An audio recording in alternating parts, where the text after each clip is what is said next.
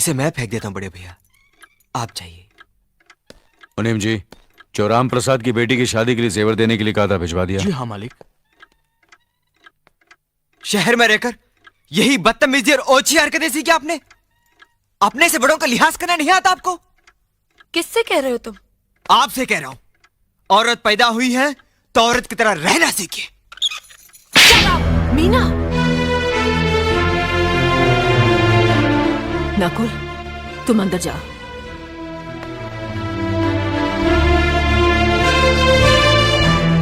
पागल हो गई हो तुम?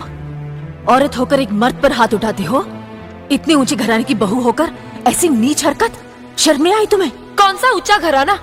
ये जहाँ सिर्फ एक आदमी राजा है और बाकी सब उसके गुलाम। मीना, चिल्लाइए मत। आप मेरी सास नहीं है। जिस तरह आप इस घर की बहू हैं, वैसे मैं भी हूँ। बहू हो तो बहू की मर्यादा में रहो। मर्यादा की रस्सी में तो आप जैसी जाहिल और गवार औरतें बनती हैं। मुझ जैसी पढ़ी लिखी मॉडर्न जमाने की लड़की नहीं। Uneducated idiots. Excuse me. I am not an illiterate. I am a graduate from the University of Allahabad. I am aware of the modernization of women, but I have not forgotten my culture, my customs, my traditions and my values.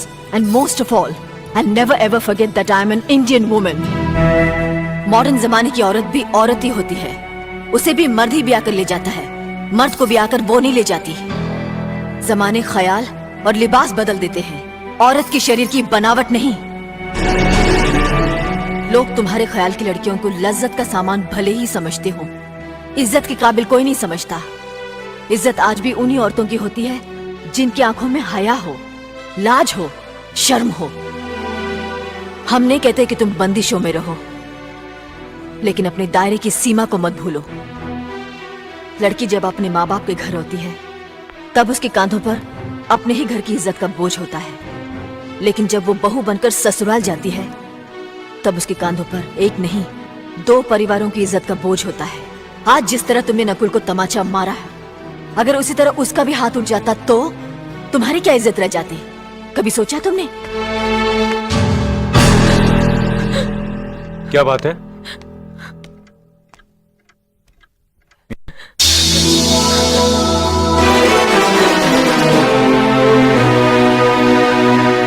क्या हुआ भाभी?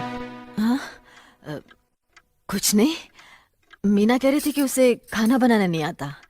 हमने सोचा कि 2-4 खरी खोटी सुनाने से ही सीखेगी, सो सुना दिया। बस रोने लगी। क्यों अर्जुन, हमें तुम्हारी बीवी को डांटने का भी हक नहीं? क्यों नहीं, आप हमारी भाभी माँ हैं। आप मार सकती हैं, डांट सकती हैं, कुछ भी कर सकती हैं।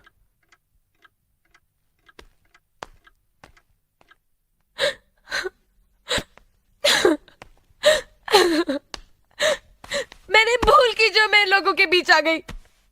मेरी तो इस घर में कोई इज्जत ही नहीं है। जब देखो तो सब मेरी इंसल्ट करते रहते हैं।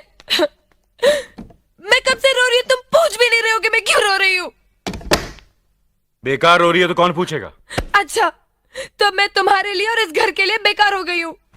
अरे बेकार तो तुम हो गए अपने परिवार के बीच में रहकर। मैं कब से बोले जा रही हूँ और तुम हो के सुन ही नहीं रहे हो। इंसान की चीख सुनकर लोग शुभ अशुभ का विचार करते हैं, लेकिन जब मेंढकी को जुकाम होता है, उसकी चीख की कोई परवाह नहीं करता। ये मत भूलो कि जब मेंढकी चिल्लाती है तो आंधी और तूफान आते हैं। आंधी और तूफान आएंगे तो उसका नतीजा तुम्हें ही भुगतना पड़ेगा। तो फिर ठीक है, अब मैं तुम्हारे साथ तब भी रहूंगी जब तुम मेरे साथ मेरे डैडी के घर रहोगे।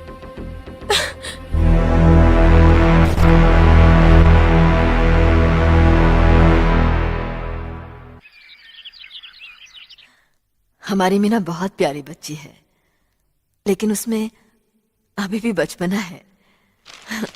हमारे तौर तरीकों को नहीं जानती है ना, लेकिन आहिस्ता आहिस्ता हम उसे सब सिखा देंगे।